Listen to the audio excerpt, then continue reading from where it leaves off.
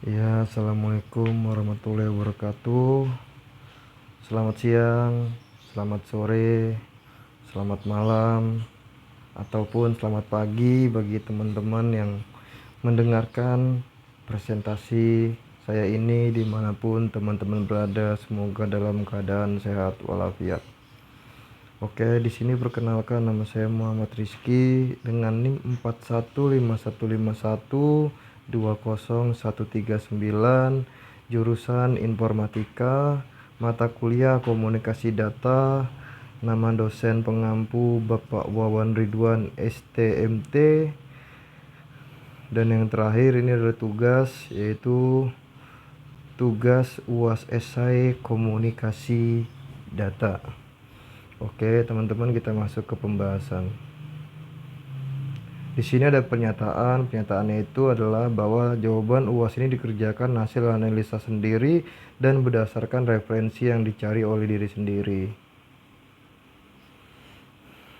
Kita masuk ke pembahasan sistem komunikasi data rekam medis rumah sakit era pandemi COVID-19. Abstrak, banyak rumah sakit telah menggunakan sistem tradisional dalam merekam medis dengan menggunakan kertas yang dimiliki beberapa masalah, diantaranya kesalahan dalam memberikan pemberian obat oleh perawat. Sistem Electronic Medical Record atau IMR atau catatan medis elektronik bisa memberikan solusi untuk masalah ini. Electronic Medical Record atau IMR adalah kumpulan sistematis informasi kesehatan pasien berbasis elektronik yang terhubung dan terintegrasi dengan sistem informasi dalam jejaring rumah sakit. Latar belakang rekam medis berbasis komputer atau komputer basis pasien record. Salah satu tantangan besar dalam penerapan teknologi informasi dan komunikasi di rumah sakit. Pengertian rekam medis berbasis komputer bervariasi, akan tetapi secara prinsip adalah penggunaan database untuk mencatat semua data medis, demografis, serta setiap event dalam manajemen pasien di rumah sakit maupun di klinik. Pertanyaannya, buatlah solusi dari studi kasus tersebut terkait hal di atas yang berhubungan dengan sistem komunikasi data, sistem rekam medis di rumah sakit, khususnya pada era pandemi COVID-19 ini. Jawaban, pembuatan sistem informasi rumah sakit dapat dilihat dari berbagai sudut. Bisa dilihat dari sudut administratif yang menghandle data-data pasien, transaksi, dan sebagainya, atau bisa juga dari sudut pasien yang cenderung ke pelayanan kesehatan dengan menambahkan teknologi sebagai alat komunikasinya. Hadirnya teknologi 3G akan memperkaya kemampuan sistem dari IT, Information Technology, menjadi ICT atau Information and Communication Technology. Harapan pasien dari sebuah pelayanan kesehatan adalah diberikannya servis yang cepat dan nyaman. Tingkat mobilitas pasien yang tinggi menuntut adanya komunikasi dan pelayanan yang cepat antara pasien dan institusi kesehatan, yang kemudian antara pasien dengan dokter. Hal ini sebenarnya bisa menggunakan fasilitas telepon, atau biar lebih keren bisa menggunakan telekonferensi. Tak perlu mendebatkan alat komunikasi mana yang lebih cocok. Yang terpenting adalah pendokumentasiannya. Kesimpulan dan solusi. Secara global, sistem yang ideal tentu dapat mengurangi beban kerja masing-masing unit pelayanan. Secara detail atau meskipun tidak keseluruhan dapat digambarkan sebagai berikut. Yang pertama, dapat mengurangi beban kerja subbagian rekam medis dalam menangani bekas rekam medis. Yang kedua, dapat mengurangi pemakaian kertas. Yang ketiga, dapat berkomunikasi dengan sistem lain pada pelayanan kesehatan lain, web service. Yang keempat, dapat memberikan pelayanan yang real time. Yang saya maksud di sini adalah teknologi 3G. Zona COVID-19, area pelayanan untuk pasien yang mempunyai gejala COVID-19 atau memiliki riwayat kontak erat dengan pasien COVID-19 yang meliputi area rawat jalan, IGD, rawat inap, dan sarana penunjang serta fasilitas lainnya. Kewaspadaan harus dijaga dengan mewajibkan seluruh petugas mematuhi protokol kesehatan yang berlaku. Penggunaan APD pada zona ini dapat mengikuti petunjuk teknis penggunaan alat perlindungan diri dalam menghadapi COVID-19. Dan seperti inilah gambar zona non-COVID-19 dan gambar zona COVID-19.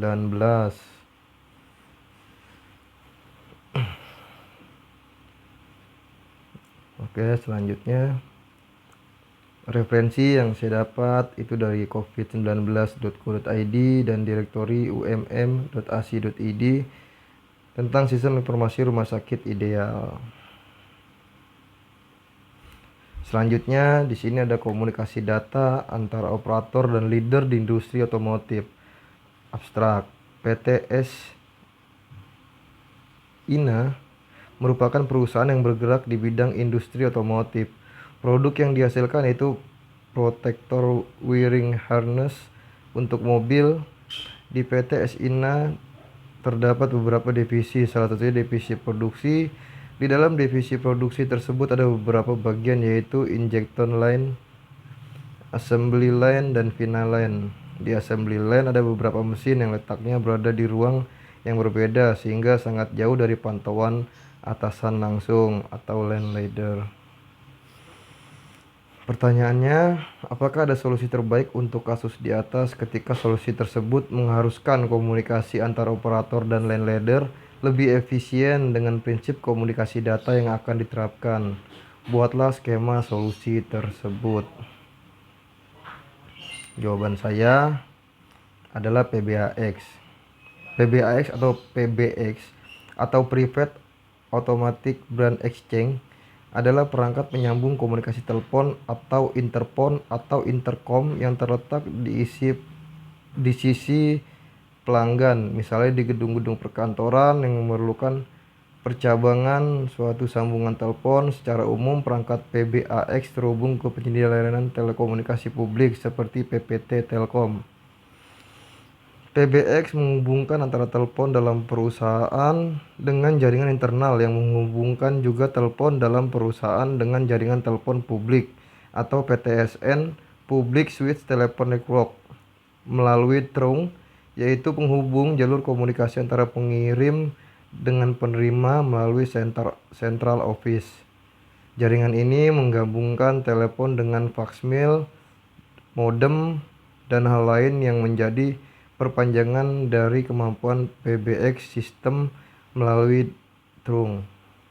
Oleh karena itu, telepon dengan sistem PBX tidak hanya berfungsi untuk kegiatan telepon, namun juga dapat mengirim fax atau modem akses internet. Solusinya, IP PBAX menggunakan teknologi VoIP untuk membuat panggilan melalui internet, menjadikan sistem telepon PBAX akan menjadi sistem maya.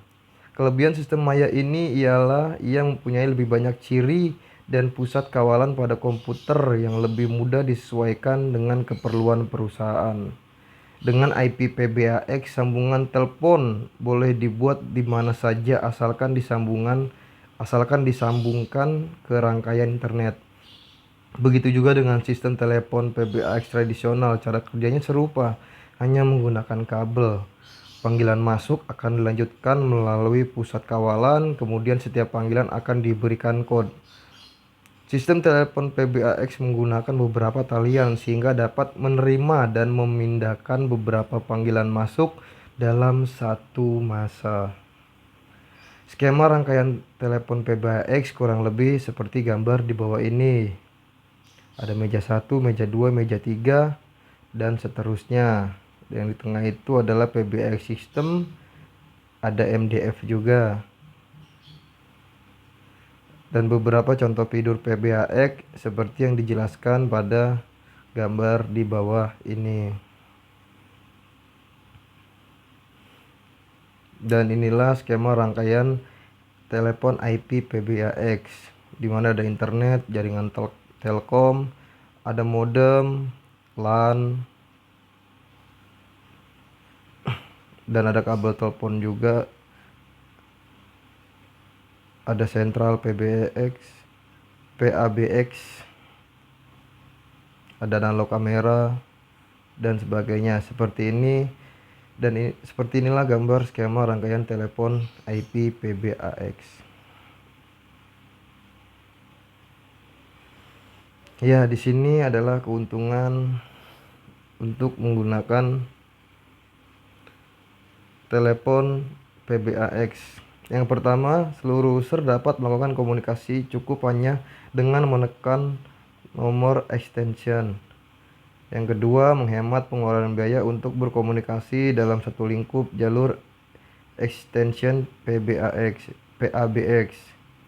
Dalam menghubungkan antar ekstensi dalam satu jaringan PABX tanpa menggunakan Central Telkom. Dan referensinya di sini saya cari di Wikipedia, ada ajat.xyz sistem telepon PABX, dan ada Nox Graphic WordPress, di mana ada PBAX Private Automatic Branch Exchange.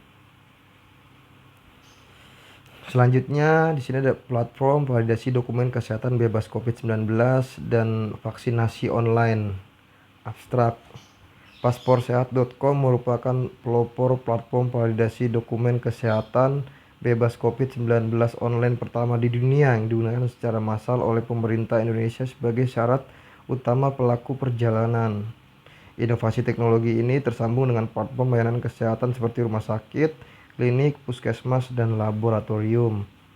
Paspor Sehat adalah solusi bagi Anda yang melakukan perjalanan dan kegiatan di luar rumah ketika pandemi. Di dalamnya tersimpan dokumen validasi digital hasil pemeriksaan COVID-19, sertifikat vaksin COVID-19, dan games yang menjadi teman perjalanan Anda. Kami juga membantu untuk memastikan Anda berada di lingkungan bebas COVID-19 dengan cara memindai wajah atau face scanning pengguna pasport.com. Solusi layanan terintegrasi ini menjadi semangat kami untuk menghadirkan layanan terbaik untuk Anda. Pertanyaannya, buatlah analisa skema kerja model integrasi komunikasi data yang ada dalam platform pasporsehat.com seperti skema integrasi dengan EHEX, Kemenkes RI, lab klinik, operator transportasi, dan pihak lainnya yang berhubungan dengannya. Berikan analisa kelebihan dan kekurangan Anda terkait pasporsehat.com dan jelaskan alasannya. Berikan masing-masing solusi Anda terhadap kekurangan yang telah disebutkan sebelumnya yang berhubung dengan topik mata kuliah komunikasi data. Jawaban saya, untuk pemakaian paspor sehat sangatlah mudah untuk membantu kami sehingga sebagai rekanan diantaranya. Yang pertama, mempermudah dalam mengelola dan menyimpan rekam medis pasien. Yang kedua, mempermudah pasien untuk perjalanan baik laut, darat, dan udara. Yang ketiga, memberikan poin plus pada laboratorium kami khususnya untuk pasien yang menginginkan kemudahan dalam perjalanan. Dan yang terakhir, penggunaannya juga sangat praktis dan mudah dipelajari. Pembahasan pada tahap awal ini, vaksin COVID-19 akan diberikan kepada seluruh tenaga kesehatan, asisten tenaga kesehatan, tenaga penunjang, serta mahasiswa yang menjalankan pendidikan profesi kedokteran yang bekerja pada fasilitas pelayanan kesehatan. Vaksin yang akan diberikan kepada petugas pelayanan publik yang terlibat secara langsung memberikan pelayanan kepada masyarakat. Selain target dapat melakukan vaksinasi melalui aplikasi Peduli Lindungi atau situs pedulilindungi.id, Menteri Komunikasi dan Informatika Johnny G. Plate mengatakan Kemenfo menambah fitur registrasi vaksin dan sertifikat vaksinasi pada aplikasi Peduli Lindungi. Aplikasi ini juga tersedia di iOS maupun Android.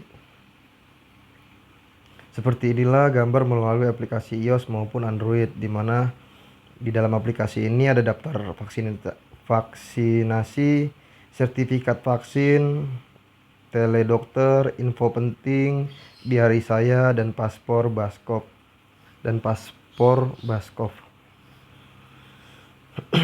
Dan skemanya seperti ini. Pemeriksa status data Anda dalam program vaksinasi COVID-19 gratis dari pemerintah. Di sini kita tinggal masukkan nama lengkap dan masukkan nomor KTP. Lalu klik saya bukan robot dan klik selanjutnya. Saat ini pengecekan NIK terkait dengan program vaksinasi COVID-19 baru tersedia untuk nakes, termasuk tenaga penunjang yang ada di fasilitas kesehatan. Berikut cara memeriksa status NIK. Yang pertama, buka laman web pedulilindungi.id/cek/NIK. Yang kedua, tulis nama lengkap sesuai dengan yang ada di kartu tanda penduduk atau KTP. Yang ketiga, tulis nomor induk kependudukan atau NIK sesuai yang tertera di KTP. Yang keempat, centang captcha saya bukan robot. Dan yang kelima, klik selanjutnya. Step-step ini adalah yang saya jelaskan di gambar skema ini. Di gambar skema ini kurang lebih step-stepnya yaitu seperti ini. Keuntungan dan kelebihan. Keuntungan aplikasi ini adalah aplikasi Peduli Lindungi bermanfaat karena bisa memberikan deteksi daerah zona merah dan menginformasikan jika ternyata dalam interaksi dengan orang lain yang terpapar virus. Kerugian aplikasi ini adalah sejauh ini aplikasi Peduli Lindungi dinilai tidak memiliki banyak fungsi. Itu sebagai kekurangannya. Ya, sekian dan terima kasih. Salam hormat saya Muhammad Rizky dengan NIM 415151201139. Dan sebelum saya akhiri presentasi saya mengucapkan terima kasih banyak kepada Bapak dosen, Bapak Wawan Ridwan yang telah memberikan ilmu serta bimbingan kepada saya pribadi maupun kepada rekan-rekan saya di kelas. Semoga selalu diberikan kesehatan oleh Allah Subhanahu wa taala. Terakhir, saya ucapkan terima kasih kepada teman-teman yang sudah mendengarkan presentasi saya ini sampai saat ini. Selebih dan kurangnya saya mohon maaf apabila dalam pembacaan, dalam pembahasan maupun dalam materi-materi yang saya sebutkan masih banyak kekurangan-kekurangan. Saya mohon maaf yang sebesar-besarnya.